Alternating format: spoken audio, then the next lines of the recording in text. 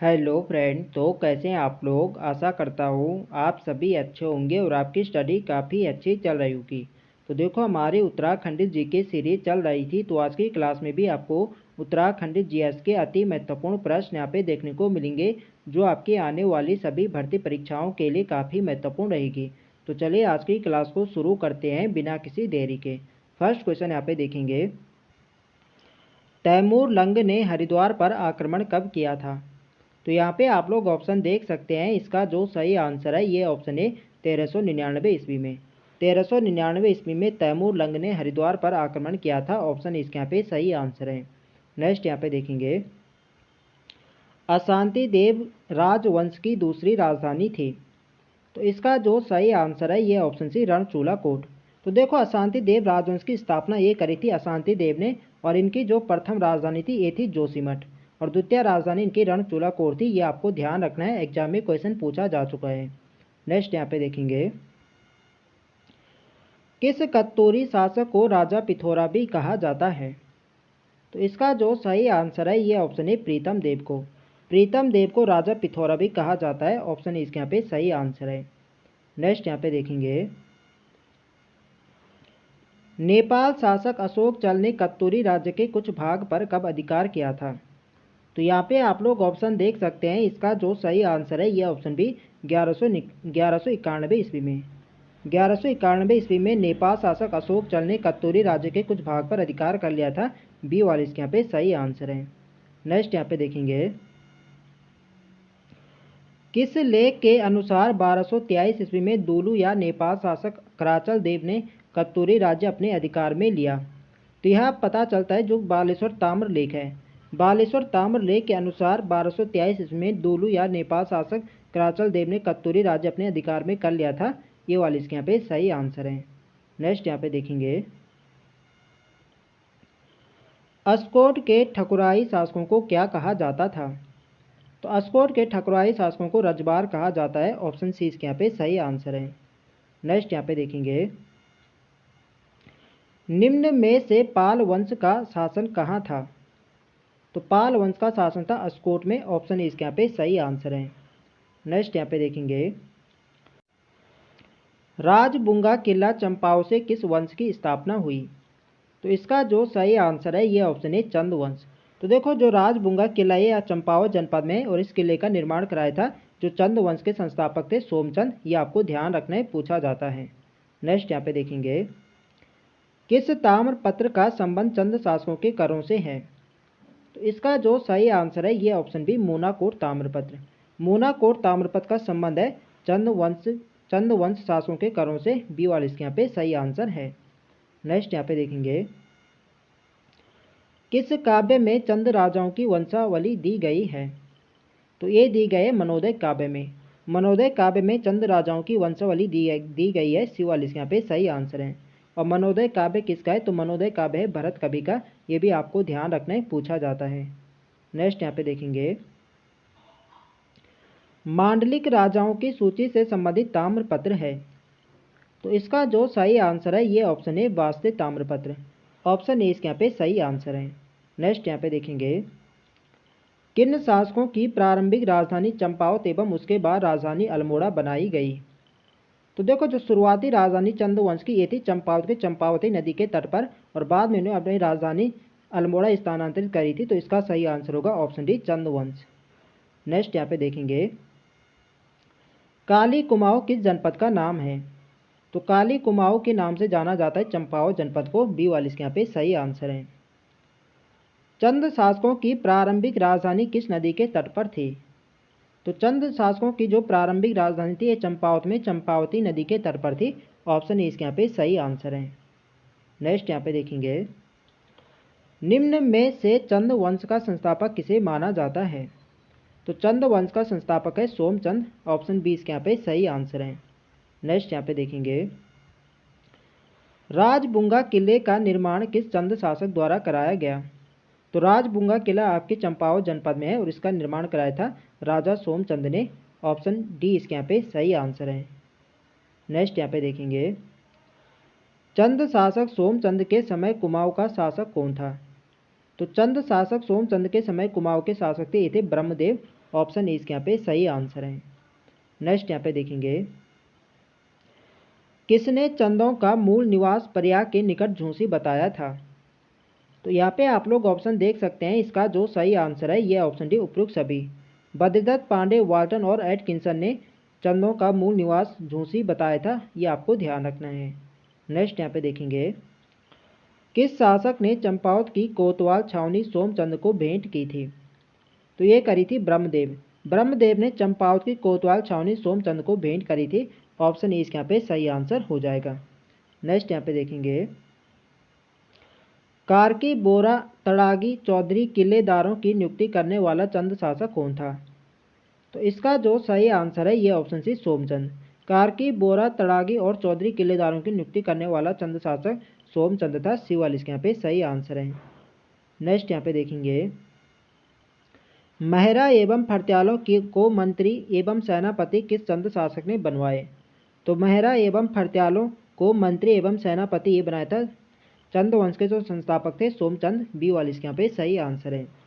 Next यहाँ पे देखेंगे, ग्रामों में सयानों एवं बूढ़ों की नियुक्ति की थी। तो ग्रामों में सयानों एवं बूढ़ों की नियुक्ति ये करी थी सोमचंद ने। ऑप्शन ए इसके यहाँ पे सही आंसर है। नेक्स्ट यहाँ पे देखेंगे,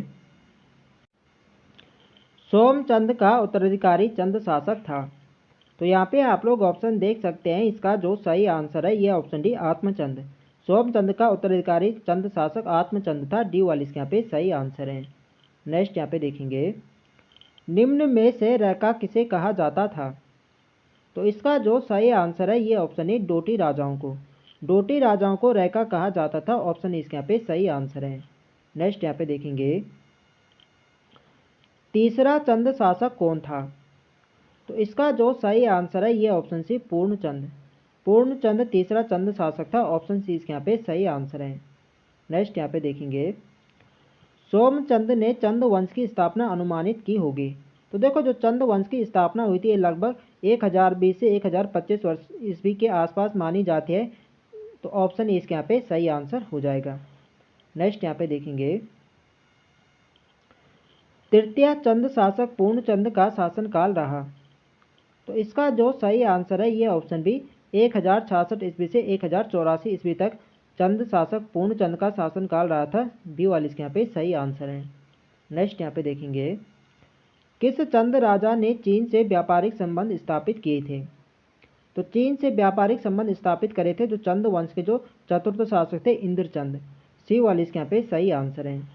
नेक्स्ट यहाँ पे देखेंगे, निम्न में से चतुर्थ चंद शासक कौन था? तो चतुर्थ चंद शासक हुए थे इंद्रचंद। ऑप्शन बी इसके यहाँ पे सही आंसर है। और इंद्रचंद ने चीन से व्यापारिक संबंध स्थापित करे थे, ये आपको ध्यान रखना है। नेक्स्ट है हमारा,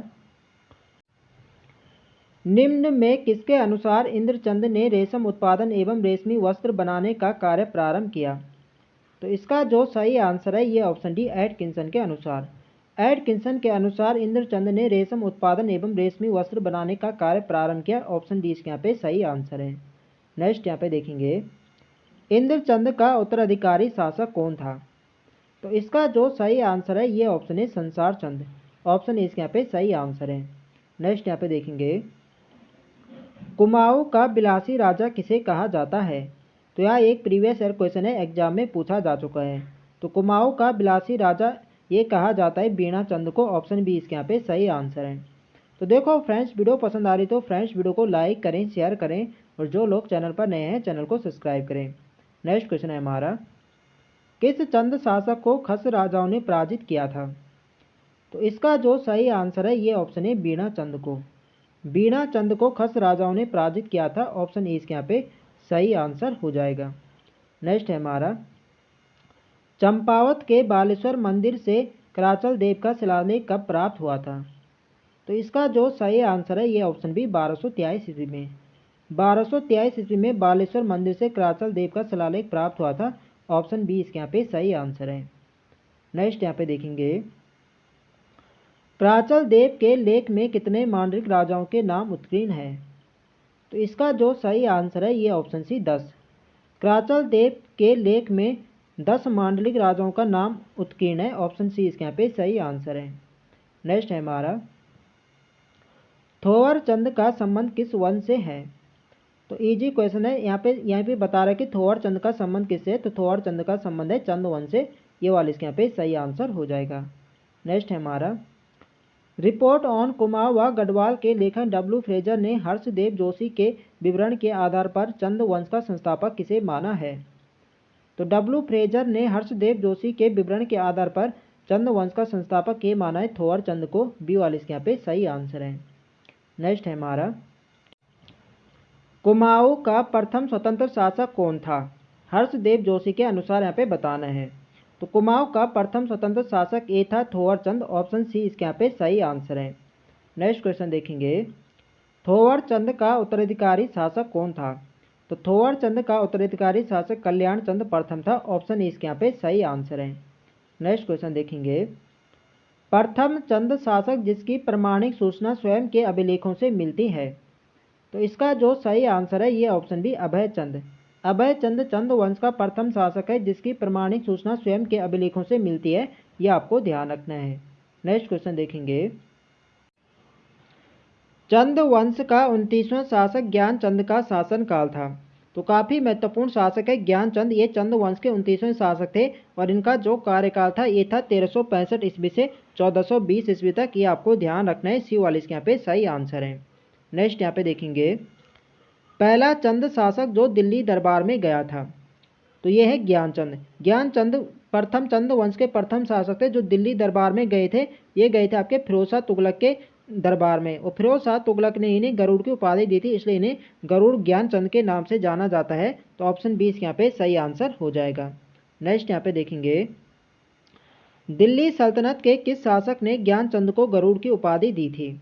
तो ये दी थी फिरोज शाह तुगलक। फिरोज शाह तुगलक के दरबार में जाता है ज्ञानचंद। ज्ञानचंद को फिरोज शाह तुगलक ने दी थी गरुड़ की उपाधि, इसलिए इन्हें गरुड़ ज्ञानचंद के नाम से जाना जाता है। ये आपको ध्यान रखना है। नेक्स्ट यहाँ पे देखेंगे, गरुड़ किस चंद शासक का राज चिन्ह था? तो ये था ज्ञानचंद का। सी वाले इसके यहाँ पे सही आंसर हो जाएगा। नेक्स्ट यहाँ पे देखेंगे, गौबासा ताम्रपत्र का संबंध किससे है? तो यह भी एक प्रीवियस ईयर क्वेश्चन है, एग्जाम में पूछा जा चुका है। तो गौबासा ताम्रपत्र का संबंध ज्ञानचंद से यानी गरुड़ ज्ञानचंद से है। ऑप्शन इसके यहाँ पे सही आंसर है।